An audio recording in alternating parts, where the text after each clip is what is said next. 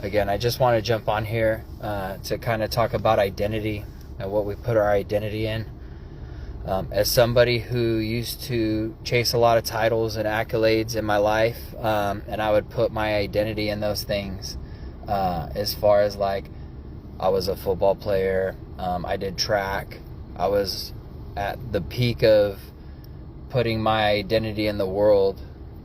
I was a competitive amateur bodybuilder. I wouldn't call me competitive, but my point is I was putting my identity into a lot of these areas in my life, and because they were short term and didn't really bear any fruit, it didn't help anyone else out other than myself, I felt unfulfilled, empty, and it was very detrimental. I became very detrimental to my own life when I became unhappy in those things.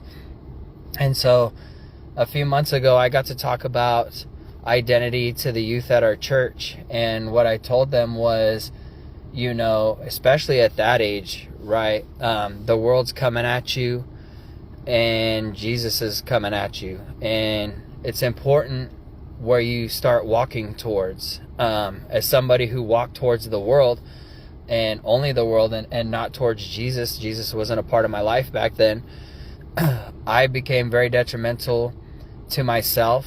And I chased and chased and chased, and it was always the next thing, the next thing, the next thing.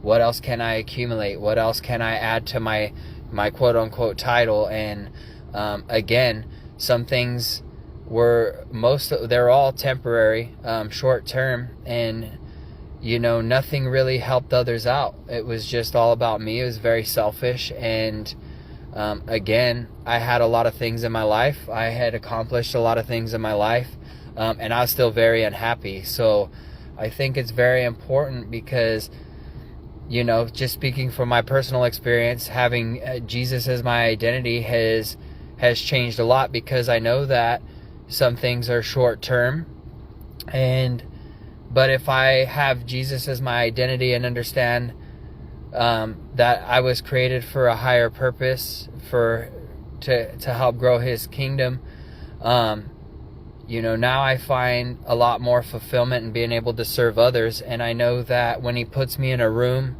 or he allows me to have certain tools, or he allows me to whatever he allows me to do in my life at this point serves a purpose of being able to help others, be able to care for others, just be that light in whatever room he's called me to.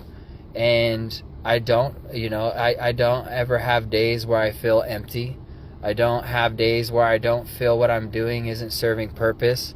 It is. And I also understand, like, I love what I do as a coach and a trainer, but if that got taken away tomorrow, I know that God would have another calling for me, and I wouldn't spiral out. We've all been in a position where, you know, we spiral. We may lose a job and then not know what to do with ourselves because we've put so much time and effort into that. But that wasn't really what our identity should have been. It shouldn't have consumed us as who we are as a person. It's something that we do.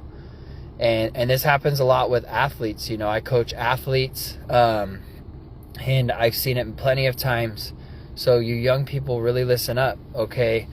I'm like, if you're an athlete and you're putting in all this effort, and I know it's real easy to get caught up in, you know, the accolades and caught up in the applause, and there's nothing wrong with working hard and people cheering for you. But understand that a sport or whatever you are doing is just something you do as a person, but don't let it become your identity, because sports is only going to be temporary, short term. Okay.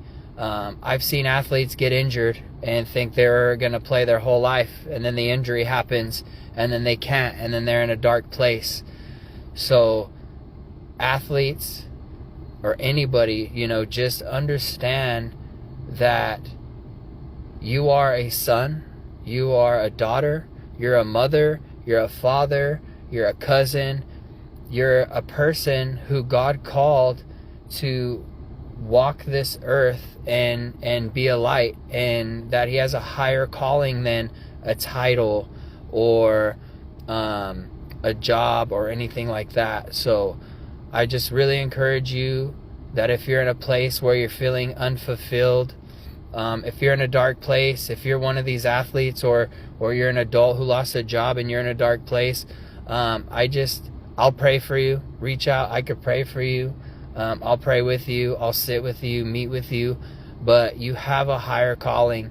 And I just think it's very important that we're very careful with where we place our actual identity. And again, speaking from experience, I was that man who put my identity in the world and put my identity in being a quote-unquote bodybuilder or a football player at one point in my life, and all short term.